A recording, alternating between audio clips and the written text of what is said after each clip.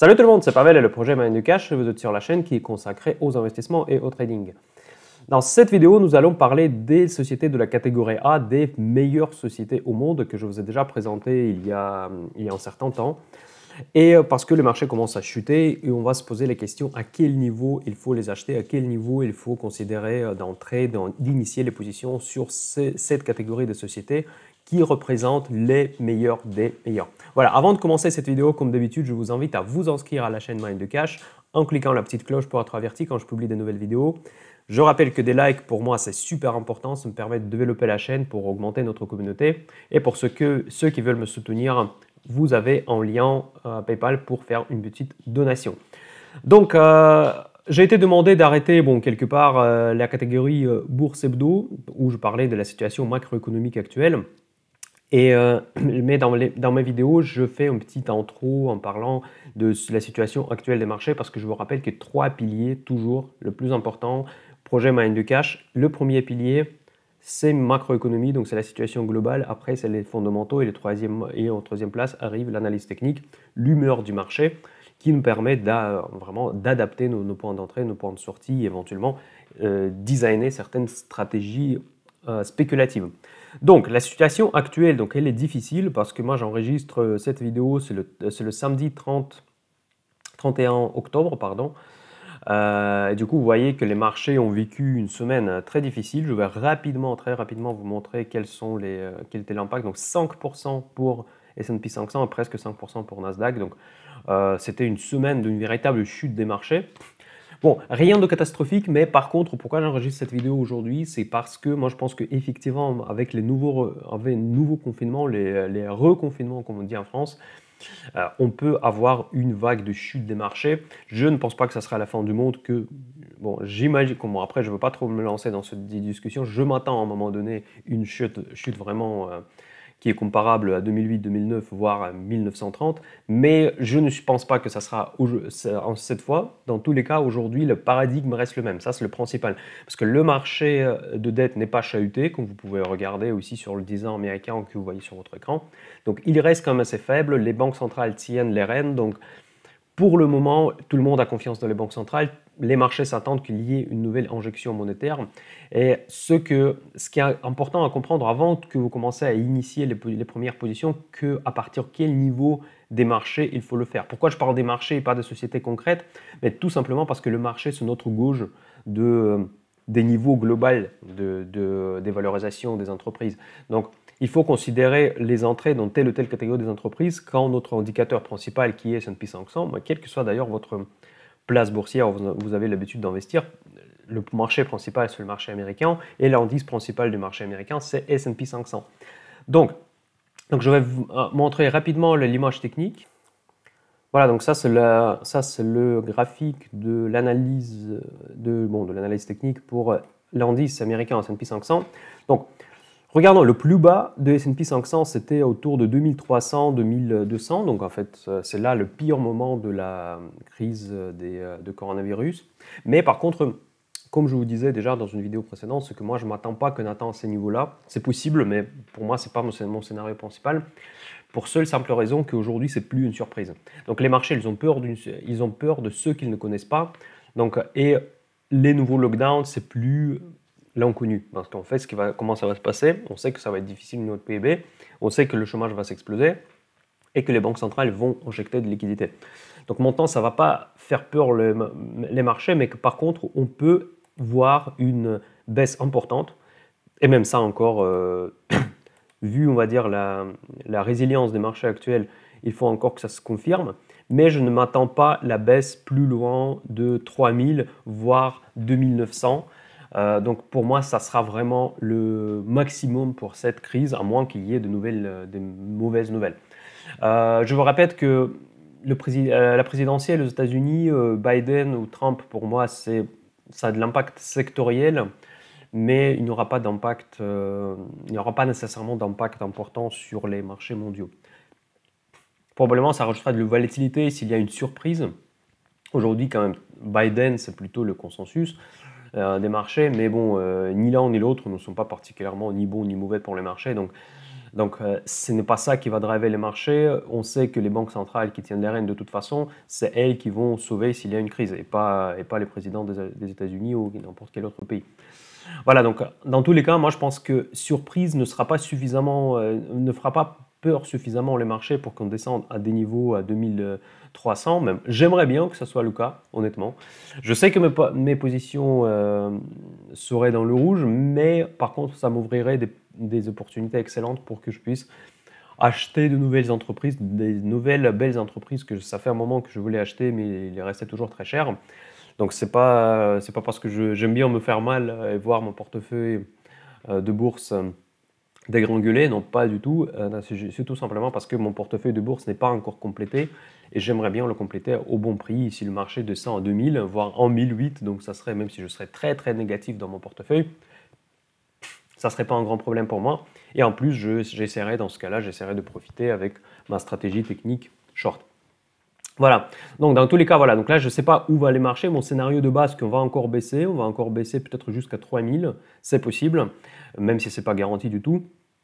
Mais dans tous les cas, il y a certaines entreprises qui peuvent être intéressantes à considérer dès maintenant, et ça c'est le sujet de cette vidéo.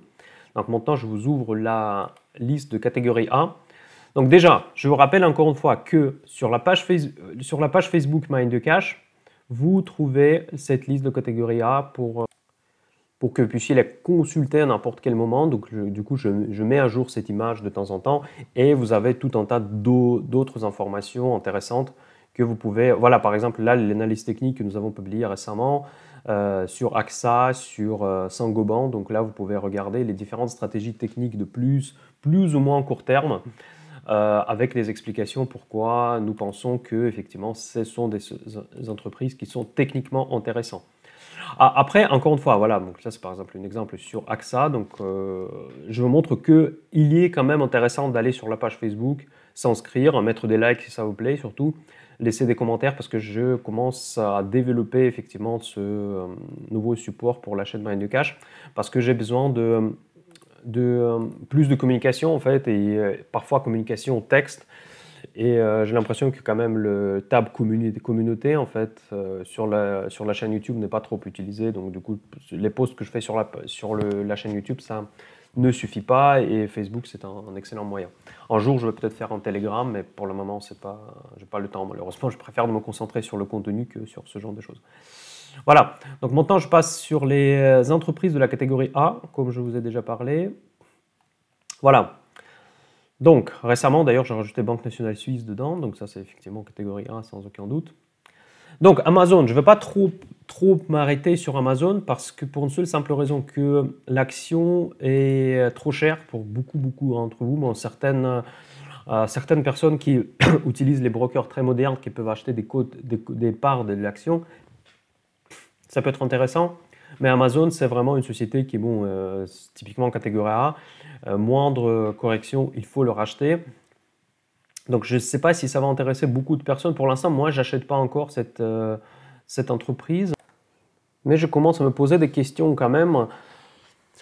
Parce que quand elle atteint le niveau de 1900, 2800, bon, ça reste quand même assez important quand même comme niveau. Donc ça reste quand même cher. Mais c'est une entreprise avec des perspectives illimitées. Ça fait, comme je vous déjà disais dans des précédentes vidéos, que Amazon, ça fait 10 ans que j'attends que ça fasse un pullback, mais ça le fait rarement. Mais maintenant, quand même, on peut observer un certain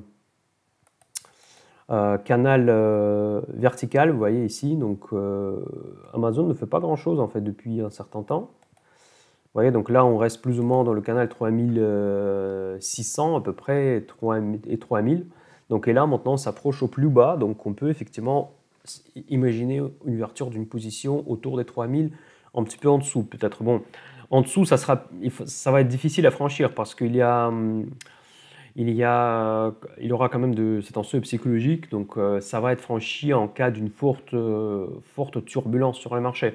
Et donc, ça peut être un peu risqué de l'acheter à ce moment-là parce que la chute peut continuer. On peut atteindre des niveaux plus bas qui se trouve éventuellement, bon pour moi elle se trouve là à 2500. Donc vous voyez, donc les gros volumes sont là, 2400 à peu près. Donc vous voyez, donc ici il y a en gros du volume. Donc c'est probablement s'il y a une forte chute et on casse ce niveau de 3000 facilement, dans ce cas-là probablement il faudra attendre un petit peu. Mais si on arrive jusqu'à là, dans ce cas-là, je vous assure que moi je vais acheter. Et pour moi aussi en fait, ce que je veux dire c'est que c'est un peu compliqué de rentrer maintenant dans cette position.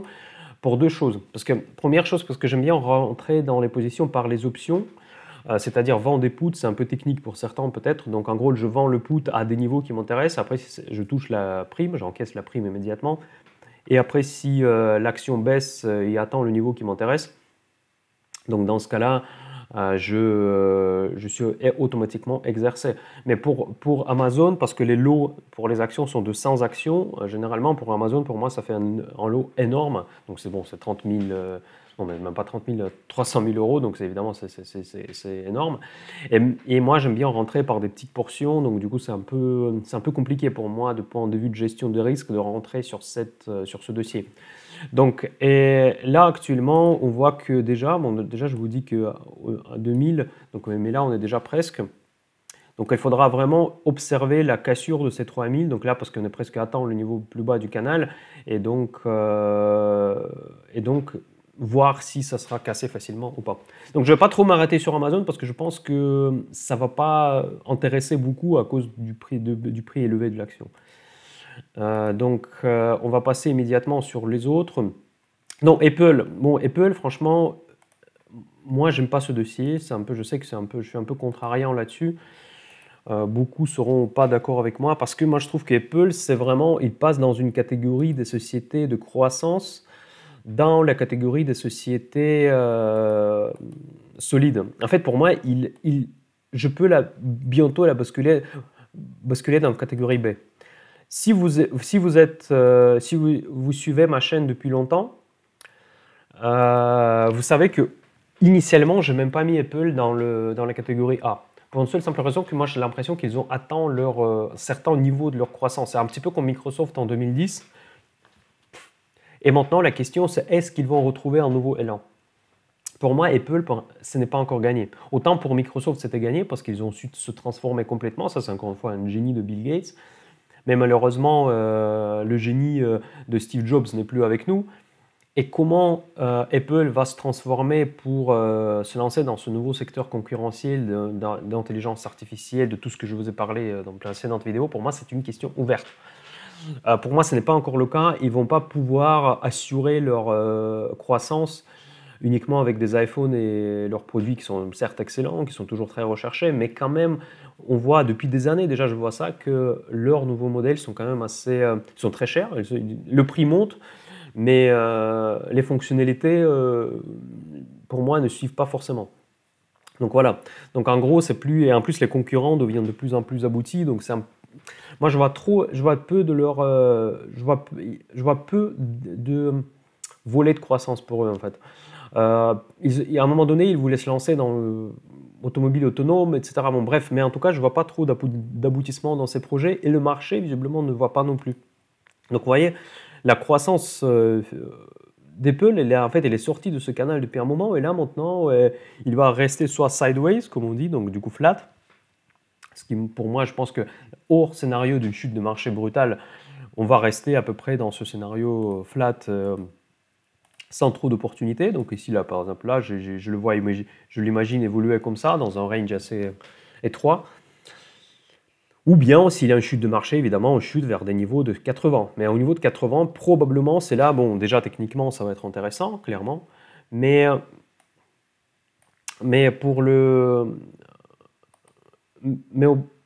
fondamentalement, je ne sais pas si, est-ce que ça va être un niveau intéressant à surveiller, vous voyez. Parce que bon, j'achèterai certainement à 80, mais pour le moment, on n'est pas là, donc c'est un peu pas la peine d'en parler. Voilà, Facebook. Facebook, c'est une excellente entreprise que je veux avoir dans mon portefeuille, même si... bon, non, quand même, je ne veux pas dire qu'ils perdent de l'élan, mais...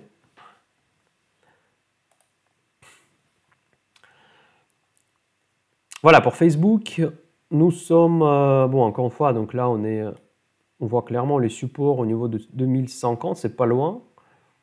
Mais je ne suis pas certain, encore une fois, je ne suis pas certain que je vais l'attraper à ce niveau-là.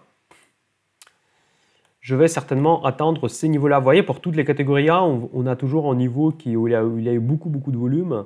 Et ça, pour Facebook, c'est 230. Et au niveau de 230, effectivement, ça, je vais peut-être me poser des questions pour l'acheter. Mais en tout cas, Facebook, ça me plaît beaucoup plus de point de vue perspective que Apple, parce que en gros, ils arrivent, en fait, leur problème initialement, c'était de monétiser leur business model. Bon, désormais, c'est plus le problème pour Facebook, donc ils arrivent à monétiser leur business model, donc ça, leur business marche parfaitement, donc ils sont rentables. Donc, on va jeter juste un œil, parce que là, vraiment, c'est une société qui m'intéresse. On va jeter un œil sur les fondamentaux de Facebook. Vous allez voir, par contre, Facebook, j'ai pas une licence pour l'Europe. Je ne sais pas s'il est coté ailleurs. Donc, à Francfort, non? Ah, Facebook, il est coté à Francfort. Parfait. Donc, dans ce cas-là, on verra les fondamentaux de Facebook.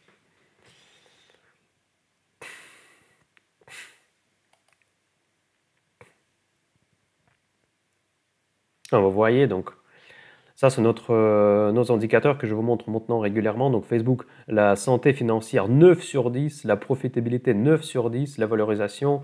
Bon, la valorisation, effectivement, elle est un peu délicate, mais c'est pas si mal que ça. 32 pour Facebook, pour les perspectives qu'il a. Et forward PE ratio, cela veut dire que c'est le ratio avec des attentes, des analyses de croissance à 25 seulement, ça va. C'est pas non plus délirant pour une société de croissance comme ça. Donc je ne pense pas EV/EBITDA, ça c'est un indicateur que je regarde beaucoup. Ça c'est le rapport de la valeur entreprise vers le résultat opérationnel. Donc vent, c'est bon, c'est pas bon marché, mais je ne m'attends pas que ce soit bon marché. Donc en fait c'est vraiment une entreprise et dans excellente santé. Donc du coup je pense que à 230, je serai acheteur sur Facebook sans aucun doute. Donc voilà, donc là je vais vous passer rapidement les autres entreprises. Parce que bon, en fait, la liste est longue, du coup, ça le problème un peu, c'est que pour ne pas faire ça trop long, ma présentation, Accenture. Bon, je vais me concentrer quand même sur des sociétés que vous connaissez bien et qui intéressent beaucoup de gens, parce que le but que ça soit intéressant pour vous, qui ont beaucoup baissé notamment. Donc, bon, Accenture, je vais zapper, ça c'est une société de service la plus grosse au monde. Après, Nestlé éventuellement. Donc là, Nestlé, parce que je vous rappelle que Nestlé, ok, leur business qu'on connaît, mais par contre, ce qui est important à prendre en compte, c'est que Nestlé, il possède de genre, si je ne me trompe pas, de 15% de L'Oréal. Donc c'est ça sa force. Et ça, ce qui les distingue de Danone, qui est à la traîne en ce moment. Donc Nestlé, voilà. Donc du coup, Nestlé, en fait, il faut bien prendre en compte que quand vous achetez Nestlé, vous achetez aussi du L'Oréal. Et L'Oréal, c'est la catégorie A par excellence. C'est une des meilleures entreprises françaises. Et là, Nestlé, franchement, il est à des niveaux qui sont intéressants de point de vue graphique et de point de vue volume. Donc là, franchement, pour ceux qui veulent se positionner sur Nestlé, moi, je ne vois pas trop le problème. Parce que vous voyez le gap pendant la crise de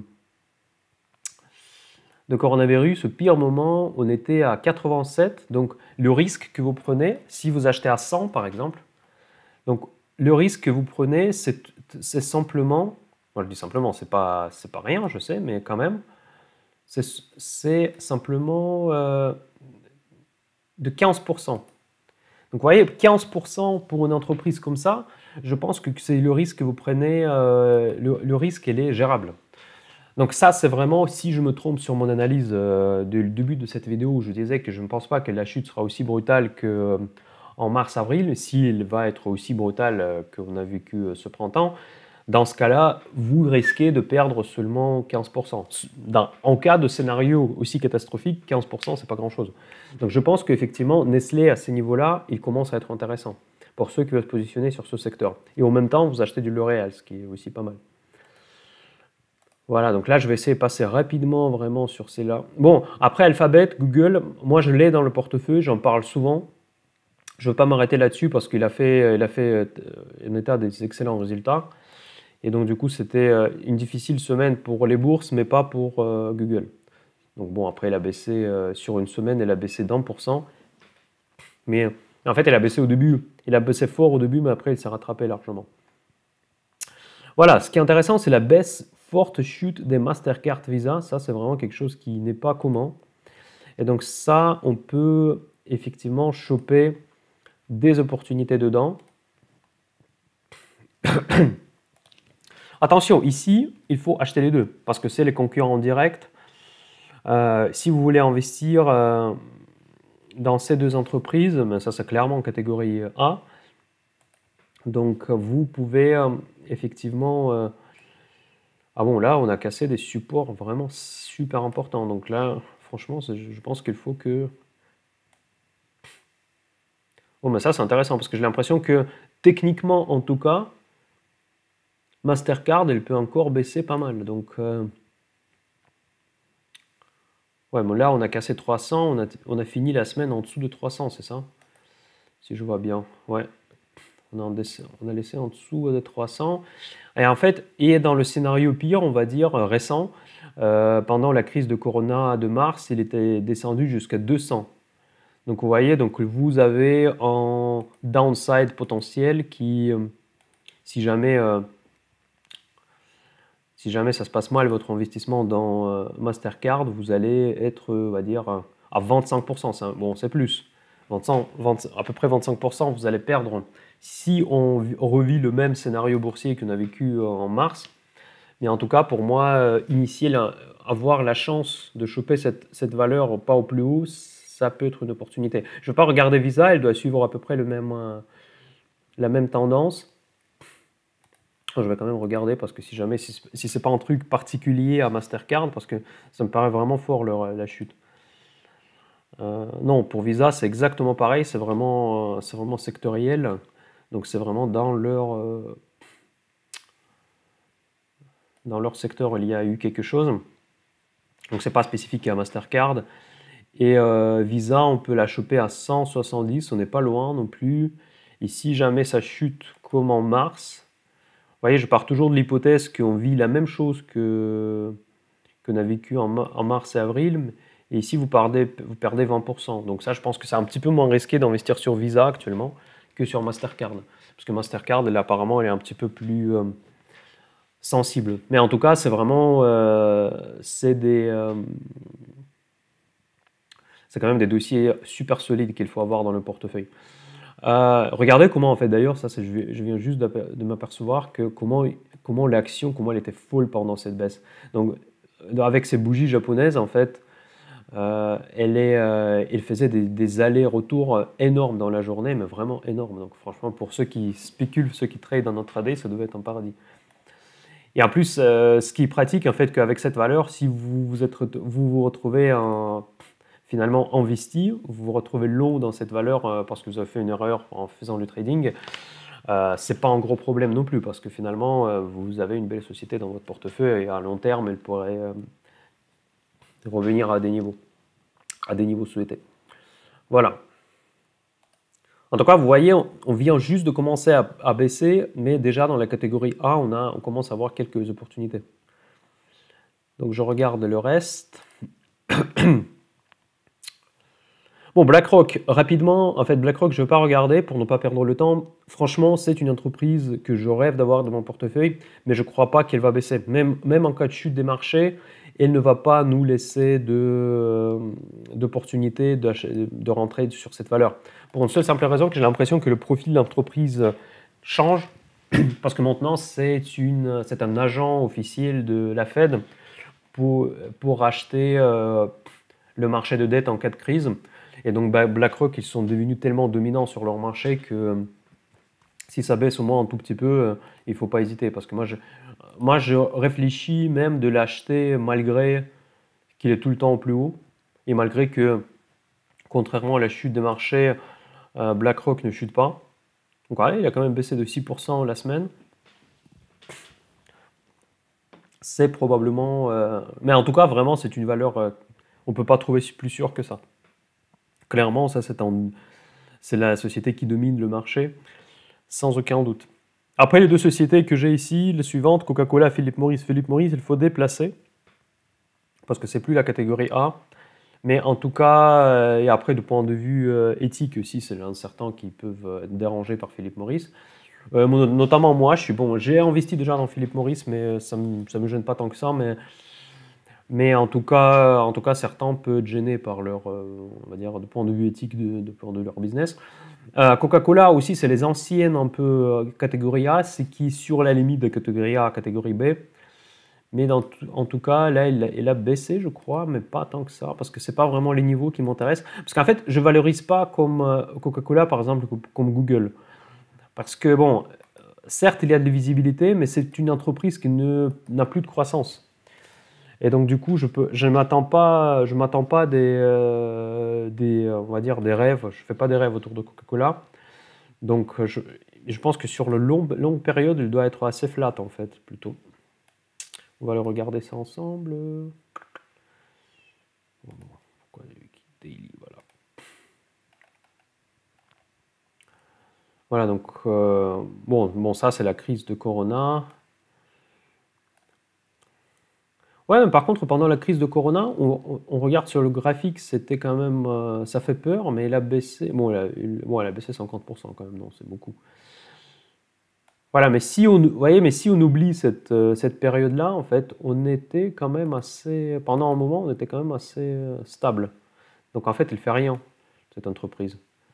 Hors la situation de coronavirus. Donc en gros, on se baladait en fait dans ce canal, on est sorti juste avant, mais ça c'était vraiment une bulle fin 2019, début 2020. Et là, oh, pas mi-2019, voilà. Et après la chute de coronavirus, maintenant on est retourné dans ce même canal. Et ça, je pense qu'on va rester entre 43 et 50 à peu près. Bon, et là on est assez loin des plus bas, donc là je pense qu'on a encore on a encore de la marge pour baisser. Donc du coup, Coca-Cola, pour l'instant, à ces niveaux-là, il ne m'intéresse pas. Bon, Ferrari, en fait, juste pour ne pas confondre que c'est pas le secteur d'automobile ici. Ferrari, la plupart de sa rentabilité, il fait sur le merchandising, en fait sur la vente de sa marque. La marque Ferrari, il est super puissante. Ils vendent des t-shirts, des machins, des vêtements, des sacs, etc. Bon, bref, tout un tas de choses. Et les voitures, évidemment, ça se vend aussi. C'est des voitures de luxe de sport, tout le monde le connaît. Mais en tout cas, il ne faut pas le confondre avec le secteur automobile. Quand vous investissez dans l'action Ferrari, vous n'investissez pas dans le secteur automobile. Bon, pour le moment, en tout cas, c'est pas les niveaux qui m'intéressent. Moi, je pense, si je vais l'acheter beaucoup plus bas, en fait. Mais il m'intéresse en dessous de 100, si vous voulez. Je suis cette valeur, mais en dessous de 100 euros, et c'est possible qu'il y revient en cas de crise. Donc, du coup, je regarde même pas cette valeur pour le moment. Et le VMH Louis Vuitton, donc, c'est bon, à ces prix-là, ça m'intéresse pas. Pareil pour Hermès. Donc, ces valeurs-là, elles ont baissé clairement. Mais pour l'instant, c'est pas des niveaux auxquels je l'achète, quoi. C'est pas. Peut-être que je vais jamais l'avoir, certes, mais bon, tant pis alors.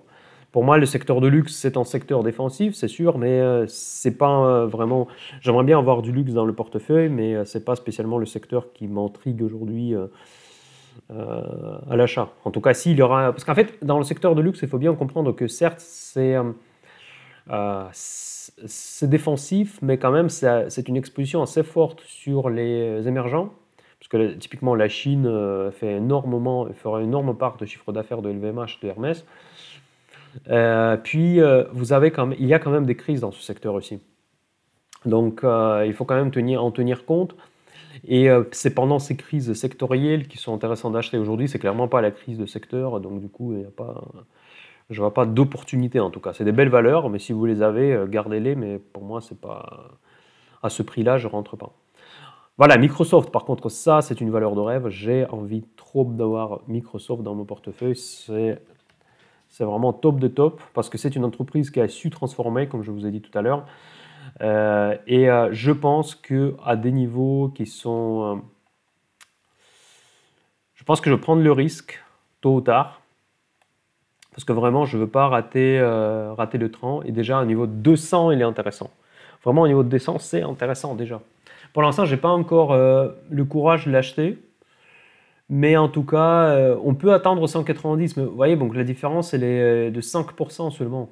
Donc, c'est pas dramatique. Donc, on peut immédiatement se poser sur Microsoft parce que ici, justement, à long terme, on a une visibilité excellente parce qu'en fait, c'est une société qui, déjà, elle a transformé son business model de vente de Windows. Elle est positionnée sur l'intelligence artificielle. Elle est dans le cloud. Elle est partout où il y a de la thune, en fait. Donc, c'est pour ça que Microsoft, c'est une valeur à avoir dans le portefeuille. Et à 200 euros, je pense que s'il passe en dessous, c'est sûr que je vais l'acheter. Mais vous allez le savoir, en fait, parce que là, je suis très transparent. Bon, mettez-moi un like pour ça. Que Microsoft, que mon portefeuille, vous connaissez les positions dans mon portefeuille. Et s'il y a une opportunité en Microsoft, je ne veux pas hésiter. Là, sur le coup, je ne veux pas hésiter du tout. J'hésiterai beaucoup plus sur Facebook, j'hésiterai plus sur Apple, sur tout ce que vous voulez, mais pas sur les valeurs comme Amazon ou Microsoft. Ok. Bon, on passe sur une autre société. Non, Microsoft, Johnson & Johnson. Bon, ça, c'est la pharma, donc je ne sais pas. Par contre, ça, il faut la suivre quand même, cette valeur. Parce que Johnson & Johnson, c'est quand même le thème de coronavirus, de toute cette histoire de la crise sanitaire. Donc là, on peut effectivement considérer. Mais après, cette valeur, elle est quand même assez chère, en fait. À 137 euros, on va regarder ensemble. Est-ce que c'est intéressant le point de vue technique?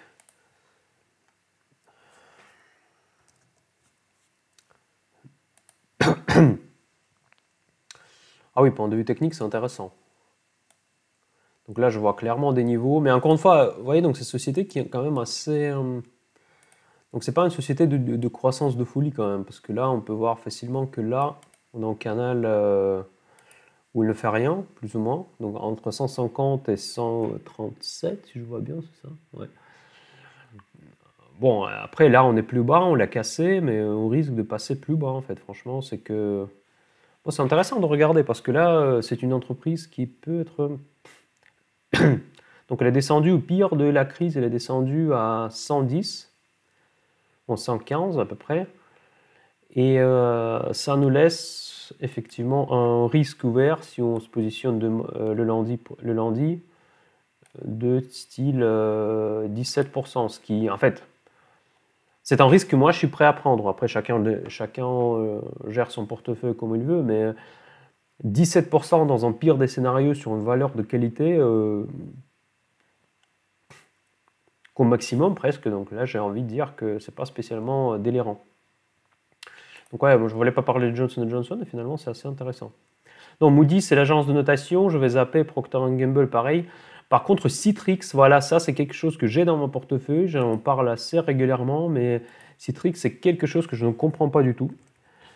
Parce que c'est une histoire Covid parfait, donc parce qu'ils ont un avantage concurrentiel. D'ailleurs, dites-moi dans les commentaires si vous travaillez dans des grosses boîtes et si vous êtes à distance, est-ce que vous passez par Citrix? Ça m'intéresse beaucoup parce que dans toutes les boîtes où je travaillais, mais c'était principalement dans le secteur financier, quand on se connectait à distance, et ça m'arrivait souvent aussi, on passait toujours par Citrix. Aujourd'hui, quand je travaille de chez moi, Citrix, c'est mon quotidien.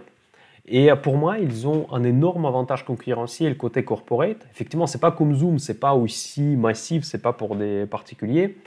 Mais au niveau corporatif, Citrix, ils ont un avantage concurrentiel excellent. Et vu que beaucoup de gens, beaucoup de personnes passent sur le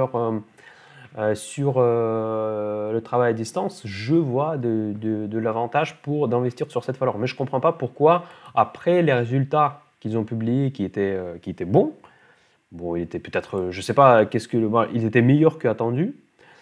Et en tout cas, on a vécu cette énorme chute. Je ne comprends pas, on est sorti carrément du canal, comme il y a quelque chose d'inattendu qui est passé. Où je suis, en fait, dites-moi, en fait, j'aimerais bien initier une discussion dans les commentaires sur Citrix, parce que pour moi, c'est pas clair du tout. Je fais un post là-dessus. Que techniquement, l'image, elle est très baissière. Bon, ça, c'est évident. Mais par contre, l'image fondamentale, elle est très haussière. Donc, c'est comme si marché, c'est un peu plus, comme si marché se prépare à une mauvaise nouvelle. Je ne comprends pas pourquoi le marché n'aime pas Citrix, compte tenu de la situation actuelle et les nouveaux reconfinements. Donc, mais je me souviens aussi que Citrix, au début de mars, il a baissé fort aussi, et après, il a flambé en bourse. Donc, c'est là où j'ai eu de la chance. J'ai eu de la chance de l'acheter à 100 $. Et quand il a flambé, effectivement, je me suis retrouvé à 150 avec des plus-values énormes. Mais la première réaction de Citrix sur les lockdowns, c'était effectivement la baisse. Ça, c'était assez étonnant. Pourtant, c'était une entreprise qui devait bénéficier de ces nouveaux confinements. Donc, du coup, vous voyez que là, il est très profitable, cette valeur quand même. C'est incroyablement profitable. Donc, PE ratio actuel, moins de 20. Donc, forward PE ratio, il a 17, 18. Donc, EV/EBITDA, c'est 18. Donc, c'est le ratio que moi, je regarde beaucoup, 18. Donc, c'est vraiment une société qui n'est pas très, très chère. Donc, je ne comprends pas pourquoi le marché... En fait, ce qui me surprend, que le marché nous montre clairement en signe baissier. Mais il est tellement clair, ce signe, que ça me laisse croire qu'il y a quelque chose qu'on ne connaît pas et que probablement le marché connaît et probablement les insiders qui vendent. En fait, d'ailleurs, Gros Focus permet de voir ce que font les insiders. Je vais essayer de retrouver cette information. Voilà, quand nous ouvrons la page en fait où on voit les transactions des insiders, donc des salariés de Citrix, donc on voit qu'il n'y a que des ventes. Donc on voit que des ventes des actions. Donc c'est-à-dire que probablement l'analyse technique effectivement nous montre qu'il y a un problème qu'on ne connaît probablement pas encore. Donc il faut vraiment faire un peu attention d'investir sur cette valeur actuellement. Voilà, donc là je pense que je vais m'arrêter là-dessus. Pour le Cisco d'ailleurs, donc là je vais juste mentionner que Cisco, je peux le sortir de la catégorie A, donc c'est toujours une société que je veux avoir dans le portefeuille, je veux accumuler cette action, et d'ailleurs j'ai une option put qui est vendue sur Cisco, et je vais certainement l'avoir pour le prix de Strike 36, donc j'ai vendu le put à 36. Donc je ne change pas mon avis là-dessus, mais pour le reste je pense que ça sera un petit peu moins intéressant d'analyser. Donc dites-moi dans les commentaires si la société particulière de catégorie A qui vous intéresse à analyser plus en détail. Donc j'espère que cette vidéo vous a plu, n'oubliez pas de mettre un like avant de partir. Et pour ceux qui veulent soutenir la chaîne, vous avez un lien PayPal dans la description de cette vidéo. Je vous souhaite tout le meilleur, bon week-end, bye de cash, bye bye.